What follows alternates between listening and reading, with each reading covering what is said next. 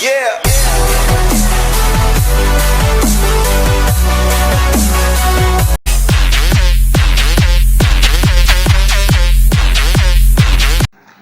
स्वागत है दोस्तों, आप देख रहे हैं यूनिक गुरु 687। मैं हूं गौरव जैन।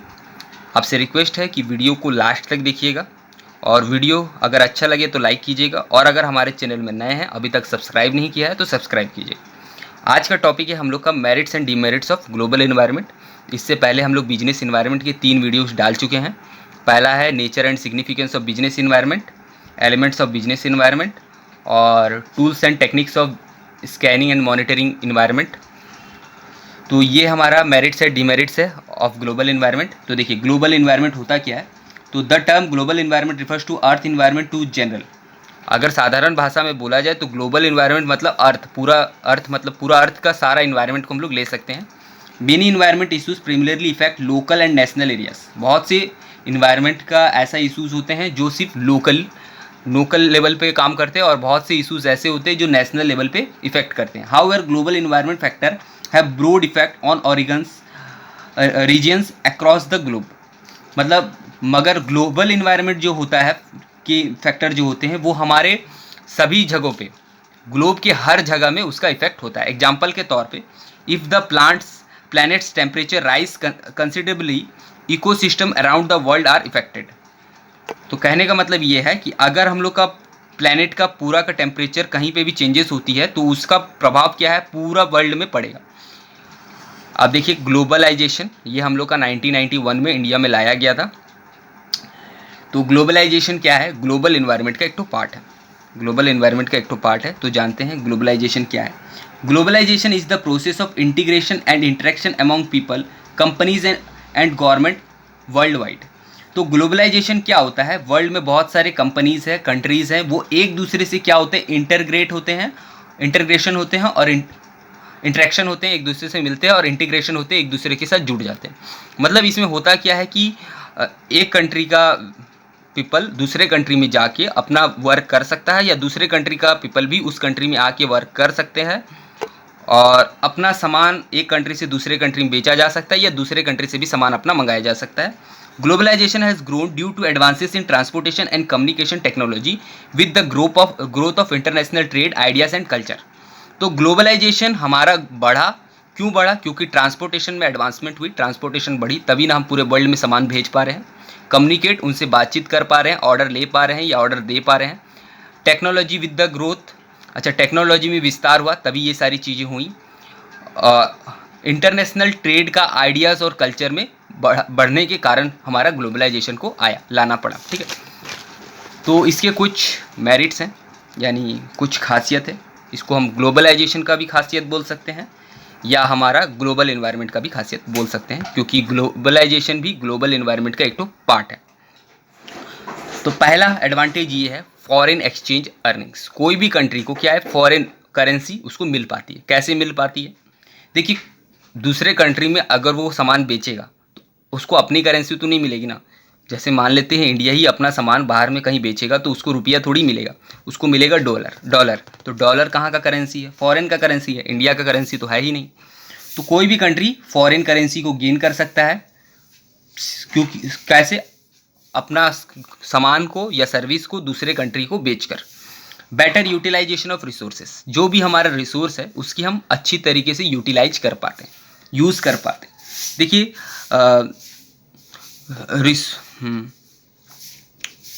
जैसे कि एग्जांपल के तौर पे, अगर कोई कंट्री रॉ मटेरियल का दरकार है किसी कंट्री को, तो वो कोई भी कंट्री से मंगा सकता है, जिससे उसको अच्छा क्वालिटी का मटेरियल मिल पाता है।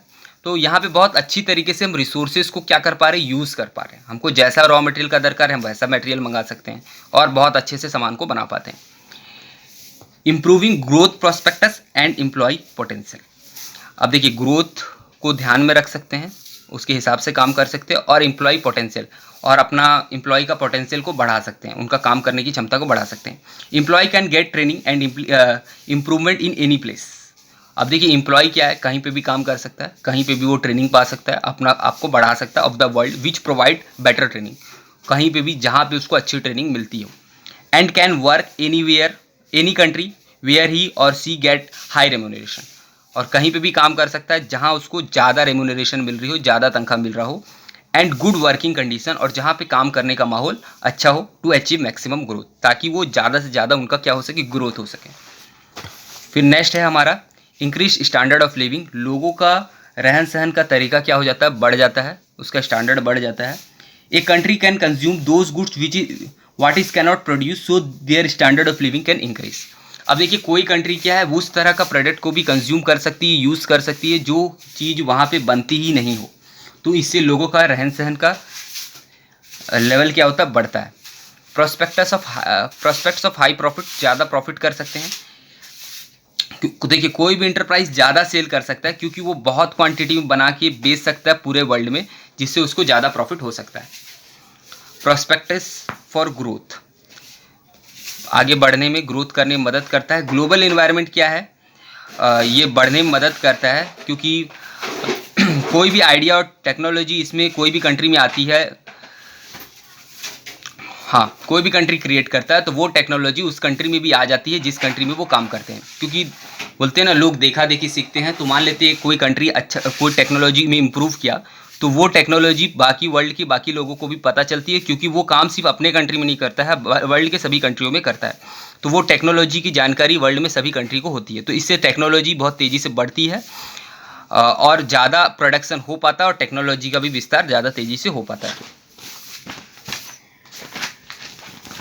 फिर नेक्स्ट है हमारा way out to intense competition in domestic market. अच्छा, मान लेते हैं उनका डोमेस्टिक मार्केट में, अपना खुद का मार्केट में बहुत ज़्यादा कंपटीशन है, तो वो उससे बाहर निकल सकते हैं। कैसे?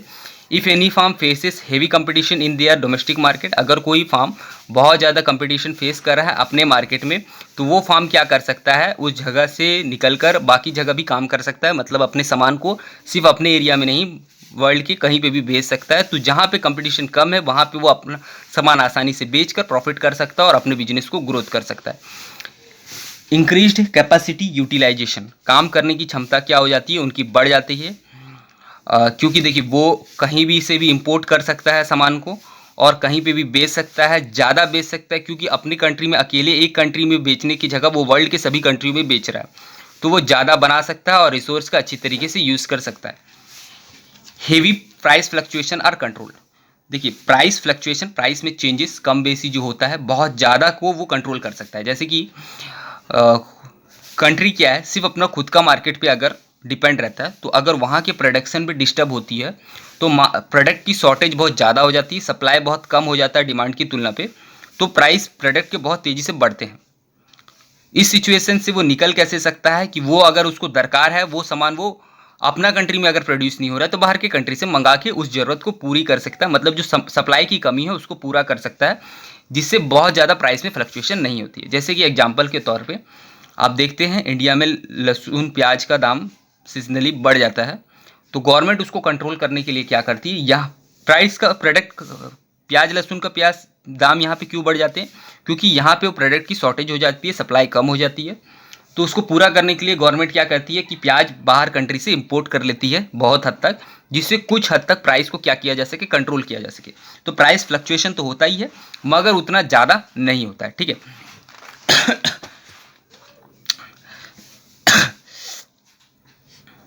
वही चीज़ यहाँ लिखा हुआ था, डीमेरिट्स यानी कि हमारा कमजोरी क्या है ग्लोबल इन्वायरमेंट का। पहला, इंपोर्ट ऑफ हार्मफुल गुड्स। अब देखिए हम जो सामान मंगाते हैं उसमें से सब सामान हमारा काम का नहीं होता है, कुछ कुछ हमारे लिए नुकसानदायक भी होता है, वो भी सामान हम बाहर से मंगा सकते हैं।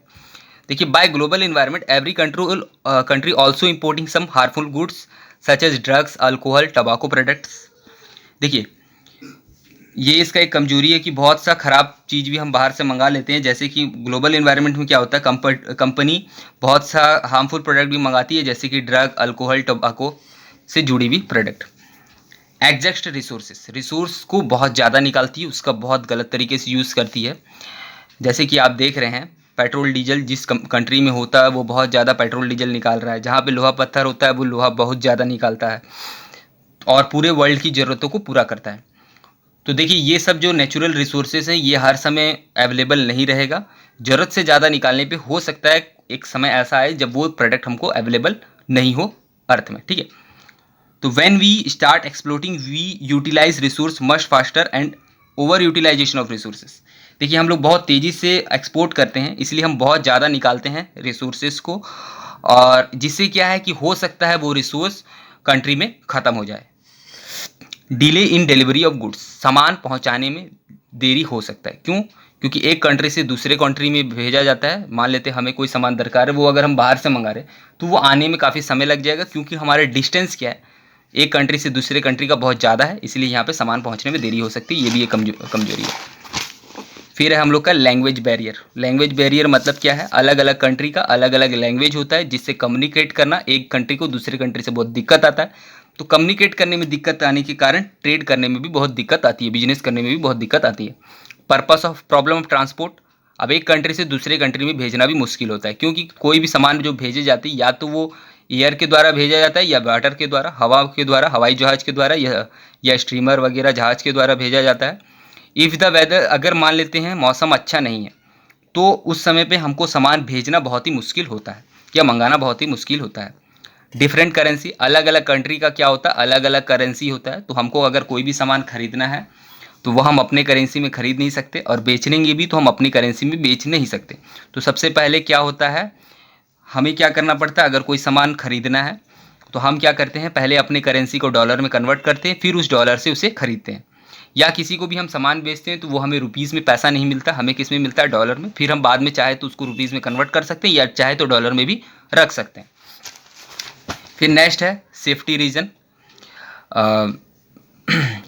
देखिए, greater risk of diseases being transport between nations. अब देखिए, कोई एक देश में बीमारी अगर फैली है तो वो बीमारी दूसरे देश में भी बहुत तेज़ी से फैल सकती है। क्यों? एक कंट्री का दूसरे कंट्री में ट्रांसपोर्ट हो रहा है सामान के द्वारा।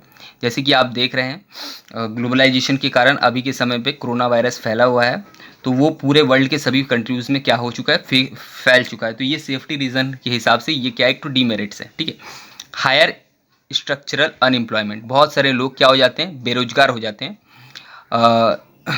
क्योंकि देखिए, ज़्यादा इंडस्ट्री उस जगह में चली जाती है जहाँ पे लेबर का खर्चा कम होता है। मतलब जहाँ पे लेबर क्या होती है, सस्ती होती है। मतलब बहुत सारे लेबर होते हैं काम करने के लिए, और लेकिन उनको काम मिल नहीं रहा होता है, तो वो कम पैसे में भी काम करने को तैयार होते हैं। तो उस जगहों में इंडस्ट्री बहुत अपना क्या कर लेती है, बहुत सारी इंडस्ट्री शिफ्ट कर देती है। तो जहाँ पे वो लेबर को अच्छा पेमेंट मिल रहा होता है, वो जगह से इंडस्ट्री चली जाती है, और वहाँ पे बहुत सारे लेबर क्या हो जाते हैं, बेरोजगार हो जाते हैं। तो ये स्ट्रक्चरल अनएम्प्लॉयमेंट भी एक तो इसका डिमेरिट्स है। Threat to the global commons. अच्छा, ये क्या है, बहुत सारा हमारा डैमेज करता है इकोसिस्टम को, ज़मीन को और फॉरेस्ट को। देखिए, एक इंडस्ट्री वर्ल्ड बड़ी लगने के लिए, ग्लोबलाइजेशन के कारण बहुत बड़ी लगती है, क्योंकि पूरा वर्ल्ड में सामान को बेचती है। तो वो क्या करती है, उसको बहुत बड़ी जगह की दरकार होती है, जिससे डिफॉरेस्टेशन, मतलब जंगल को काटा जाता है जगह अवेलेबल कराने के लिए। बहुत सारे वो पॉल्यूशन करती है, जिससे हमारा इकोसिस्टम को प्रभावित होती है। वहाँ की ज़मीन में वो जो भी उनका केमिकल मतलब वेस्ट निकलता है, वो वहाँ पे ही एक्सपोज करती है, ज़मीन में ही गाड़ देती है, पानी में बहा देती है। तो वहाँ का ज़मीन क्या होता है, बहुत ज़्यादा दूषित हो जाता है। तो ये सारे हमारा नुकसान होते हैं। Thank you. अगर वीडियो अच्छा लगा तो लाइक कीजिए, और अगर अभी तक सब्सक्राइब नहीं किया है तो सब्सक्राइब कीजिए। Thank you.